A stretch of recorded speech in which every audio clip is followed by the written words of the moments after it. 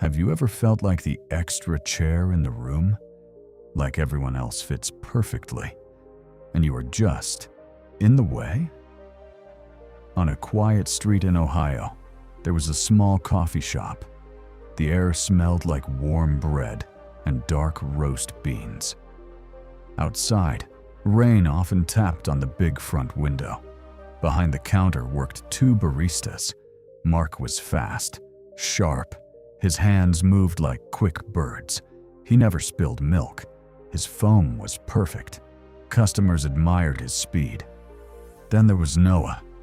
Noah was slower. His hands shook a little. Sometimes he spilled a few drops. He tried to smile, but he was shy. When the shop got busy, Mark would sigh. "Speed up, man," he would mutter. "You're killing the flow." Noah would whisper, "Sorry." He said sorry a lot. At night, wiping tables alone, Noah would look at his hands. "I'm not steady," he thought. He felt like a mistake in a perfect machine. The owner was an older woman named Mrs. Harper. She didn't speak much, but she watched everything. One Friday, a storm hit. The sky turned black. Wind slammed against the door.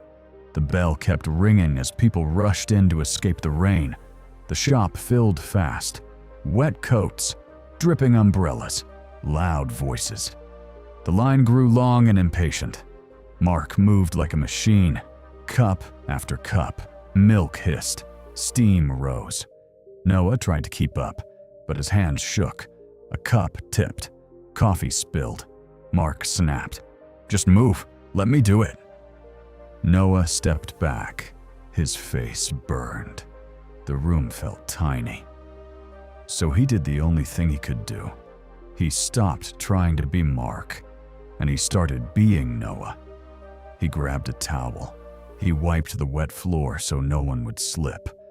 He saw a little girl crying because her hot chocolate had splashed. He knelt down, handed her a napkin, made a silly face until she giggled. Then he saw an old man sitting alone by the window, shivering, coughing into a thin coat. Mark was too busy to notice. The line was too long. But Noah noticed. He poured a cup of hot water, added lemon, a spoon of honey. He walked over quietly. "This might help," Noah said. The old man looked up, surprised. "I didn't order this." "It's okay," Noah said gently. "It's on the house." The man wrapped his cold hands around the cup. The steam touched his face. His shoulders dropped. "Thank you, son." For a second, the noise in the shop seemed to drop. Behind the counter, Mark paused. He held a pitcher of milk in midair. He saw the old man smile. He saw the little girl laughing. He felt the shift in the room. It wasn't just a line of customers anymore. It was a room of people. Mrs. Harper saw it too. When the storm passed, the shop cleared out. The windows were foggy with warmth. Mark leaned against the counter, wiping sweat from his forehead. He looked at Noah differently now, but he didn't say anything. Not yet. Mrs. Harper called Noah outside. The rain had turned to a soft drizzle. The streetlights glowed on the wet road. "You think you are bad at this job," she said softly. Noah looked at his shoes. "I'm slow. I make messes." "Mark makes great coffee," she said. "He fills the cups." She turned to him. "But you, Noah, you fill the room." Noah blinked. "Speed brings them in," she said. "But warmth makes them stay. I didn't hire you for your hands. I hired you for your heart." Noah felt a knot loosen in his chest. He wasn't broken.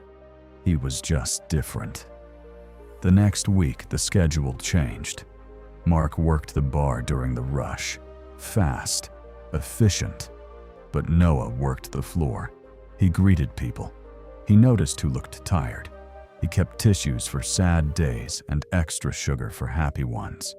The shop grew busier, not louder, just warmer. One night after closing, Mark threw a clean towel to Noah. He hesitated, then spoke. "That old man from the storm. He came back today. Asked for you." Noah smiled. Mark looked down, scrubbing a spot on the counter. "You're good at this, Noah. Better than me at the stuff that matters." The bell gave one last soft ding as they turned off the lights. Noah walked home in the cool air. He looked at his hands. They still shook a little. But he didn't mind anymore. He realized something simple.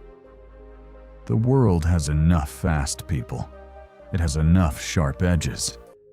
What it needs more of is soft places to land. If you ever feel like you don't fit in because you aren't the loudest or the fastest, remember this. A clock is useful because it ticks fast. But a blanket is useful because it stays still. Efficiency makes the world run. But empathy makes the world a home. Don't trade your warmth for their speed. You are needed exactly as you are.